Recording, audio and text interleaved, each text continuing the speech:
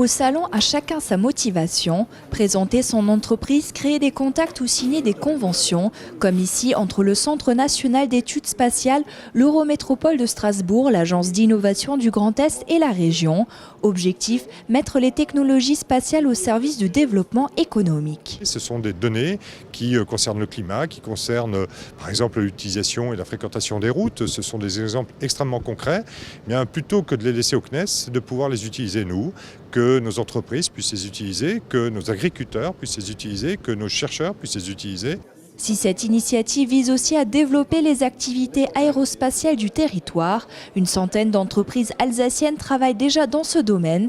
L'association Aéro Alsace, créée en 2009, vise à les promouvoir. Son but, c'est d'aider à ce que ces entreprises se connaissent et, si possible, aillent voir des clients ensemble ou règlent des soucis communs. Ou le fait de se découvrir, au lieu de chercher des produits à 300 km ou à 500 km, de faire travailler son voisin. Il existe aussi un cluster aéronautique appelé Aériade qui regroupe 60 membres. Parmi eux, l'entreprise alsacienne Irepa Laser. Elle participe depuis plusieurs années au salon du Bourget. Alors on espère toujours des contrats, mais effectivement c'est aussi se faire connaître et pouvoir initier des premiers contacts, effectivement, ce qui ne seront pas forcément tout de suite immédiats, mais qui peuvent porter leurs fruits plus tard. Avec un budget de plus de 180 000 €, la région Grand Est accompagne cette année 30 des 42 entreprises locales présentes sur les stands du cluster Aériade et de la CCI Grand Est.